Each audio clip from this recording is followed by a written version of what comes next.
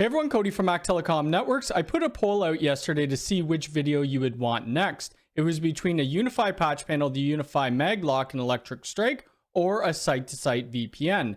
And the site-to-site VPN won, so that's what we're going to do in this video. If you're new here, please subscribe and hit the bell icon. If you'd like to hire me for network consulting, visit www.mactelecomnetworks.com. You'd find me on Twitter at MacTelecomN. And if you'd like to watch live gaming, I do have a Twitch account, which I stream on about 4 days a week, and the link will be in the description below. So let's take a look at the topology that we're going to be using. We have my Mac Telecom UDM SE, and then we have a Mac Telecom Lab, which is just a UDM Pro. On the Mac Telecom network, we have the 192.168.10.x network, and we have a Synology NAS sitting there at 192.168.10.220. We're going to want the Mac Telecom Lab to be able to access the Synology NAS or the resources on it. For a site-to-site VPN, the networks we want to communicate is the 192.168.10.x and the 192.168.1.1. These networks have to be different. They can't be overlapping. We can't have 192.168.10.x on the Mac Telecom Lab network. It just wouldn't work. So this is how we're going to set up. We're just going to do site-to-site between two devices, but you can do it between multiple, and I'll show you the diagram for that. So we've set up a few clients like this where we have a head office which has their server sitting there and then a bunch of different remote sites. So we'd have UDM Pros or UDM SEs sitting at the remote site, maybe a UXG at the head office, or just another UDM SE. So here we would have multiple site-to-sites all connecting just back to the head office. You'd also do site-to-site VPNs between the sites as well. That's where you really need to take some time designing your network subnets. Now let's get into the configuration of the site-to-site VPN. So for both of my locations, I have it in bridge mode, so the public IP is exposed to my UDM Pro or my UDM SE. If you don't have your ISP modem in bridge mode, you need to port forward port 500 and 4500 towards your UDM Pro or UDM SE. So what we need to do, we need to go down to our settings wheel, and then we need to click on teleport and VPN. If we scroll down to the bottom of teleport and VPN, we could see site-to-site VPN, and we could create a new site-to-site VPN. Here it's going to show us a few things. So we have our name, we have our VPN protocol, we have a pre-shared key, and then we have our unified gateway IP.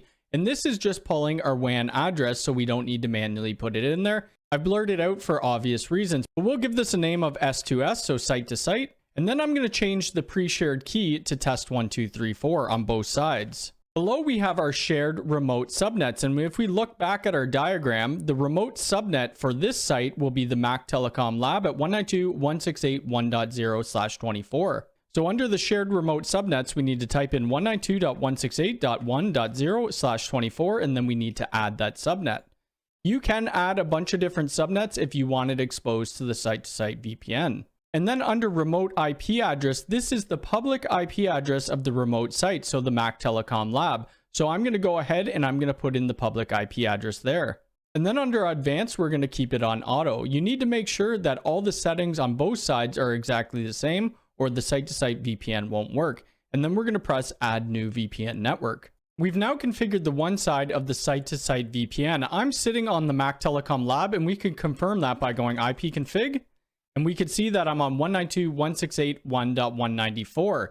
If we try to ping 192.168.10.220, it won't go through because only the one side's configured. So let's give it a shot. So we're going to ping 192.168.10.220, and we could see that the requests aren't going through. That's because the site-to-site VPN isn't established yet. So now let's configure it on the Mac Telecom Lab. So on the Mac Telecom Lab, it's the same process. We need to create a site-to-site VPN. We need to give it a name. I'll just call it site-to-site. It's going to be a manual IPsec, and then we need to give it the same pre-shared key of test1234. It's pulling our public IP for the server address, and then our remote gateways and subnets is going to be 192.168.10.0/24, and then we'll create. Under the remote IP address, it's going to be the Mac Telecom SE public IP. And once that's done, all we need to do is press add network. And now if we've configured the site-to-site VPN properly, we should be able to hit my Synology NAS. So we'll ping 192.168.10.220, and we could see that the ping replies are coming back to us. So we could access any service that's running on the Synology NAS. If we go back to my Mac Telecom SE, we should be able to ping the 1.1 side. So I'm going to log into my Enterprise 24 PoE, and we'll go to debug terminal. From the debug terminal, I should be able to ping 192.168.1.1, which is my Mac Telecom Lab side. And we can see that those pings are successful as well. So that's how easy it is to configure site-to-site VPNs within Unifi. If you're doing a Ubiquiti device and maybe a Sonic wall, it will still work. You just need to make sure that the settings are the same on both sides. I may do a video on Ubiquiti troubleshooting, including VPNs. Let me know if you'd like to see that. If you have any questions about this video, please leave it in the comments below. If you like this video, hit the thumbs up button. If you're new here, please subscribe and hit the bell icon. All right, thanks.